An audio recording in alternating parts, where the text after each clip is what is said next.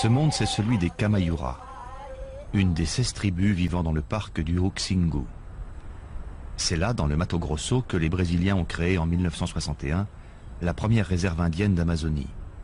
Et c'est là qu'une équipe de cinéastes japonais a mené plusieurs expéditions dans les années 70 et 80.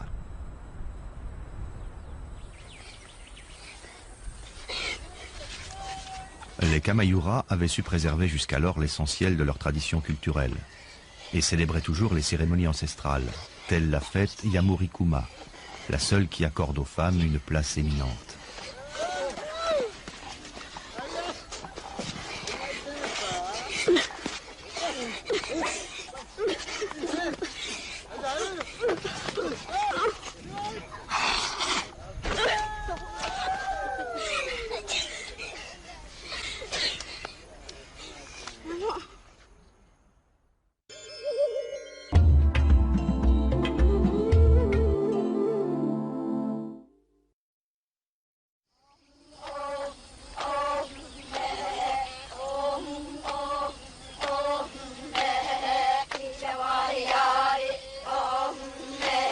Il est un mythe largement répandu de la Terre de Feu jusqu'à l'Amazonie qui raconte que le monde était à l'origine dirigé par les femmes.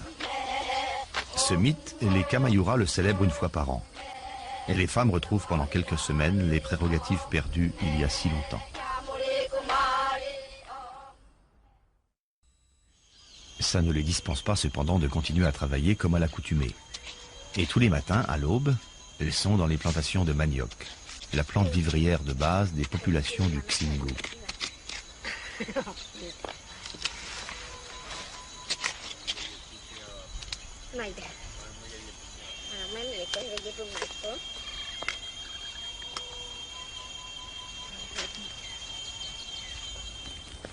Outre le manioc, les Kamayura cultivent sur brûlis des patates douces, des ignames, des bananes plantains et du maïs.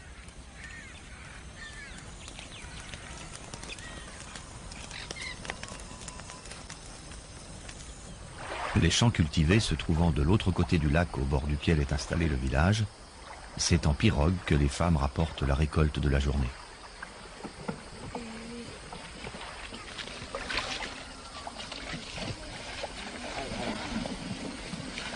Il existe deux espèces de manioc, doux ou amer. Le second est extrêmement toxique, mais plus nourrissant. C'est donc lui qui a la préférence. Sa consommation nécessite d'éliminer l'acide qu'il contient. Lavées à grande eau, les racines sont soigneusement pelées.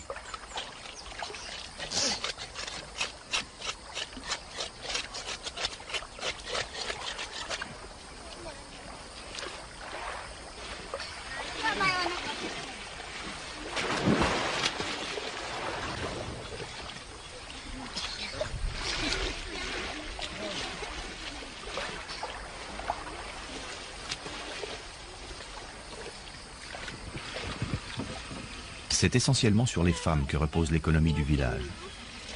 Alors que les hommes se consacrent à la chasse, aux querelles tribales ou à l'organisation des rituels, c'est à elles qu'incombe la tâche de subvenir aux besoins quotidiens.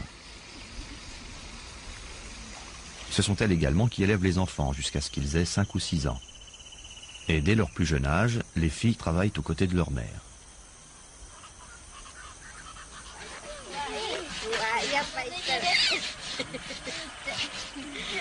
Les tubercules sont réduits en poudre grâce à des râpes faites de dents de poisson, d'esquilles ou de petits cailloux fichés sur une planche. Et la chair est lavée plusieurs fois à grande eau, puis soigneusement pressurée dans un tamis afin d'en extraire le suc vénéneux. Mis à bouillir pour faire évaporer l'acide, le liquide recueilli deviendra une délicieuse soupe au tapioca. La pulpe, quant à elle, est façonnée en pain mis à sécher au soleil. Une fois secs, ils seront pilés et la farine ainsi obtenue servira à confectionner des galettes, l'élément de base de l'alimentation.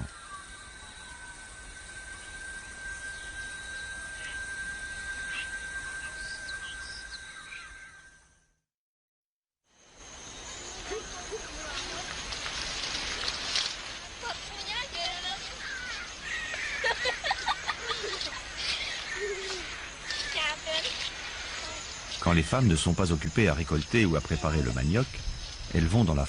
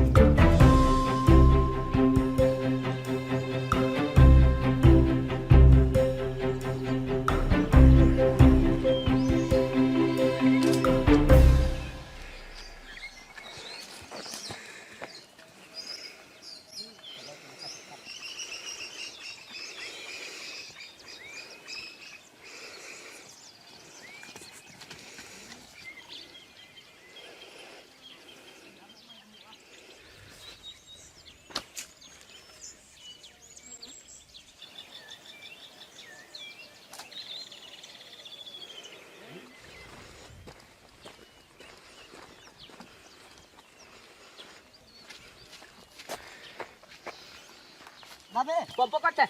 La paix. Eh, la paix, c'est pas si yo iko ti tibi. Oh, comment you will?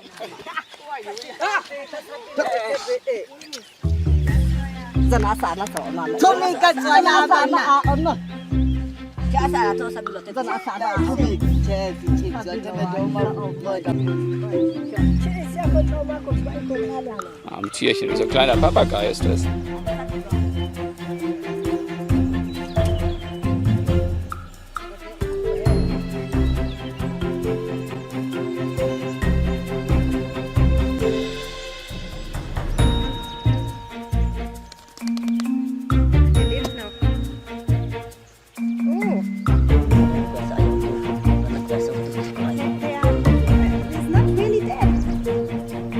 Aber nicht lang.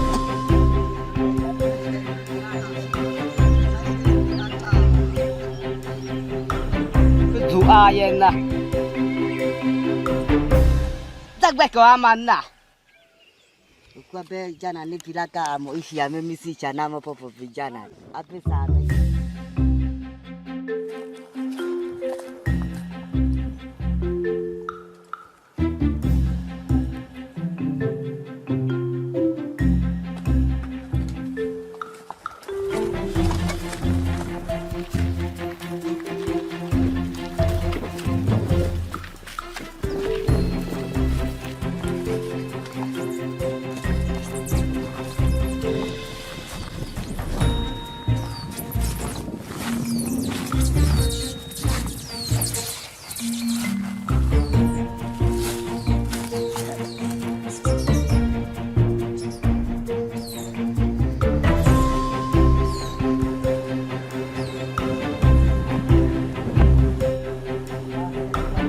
Okay, Maite.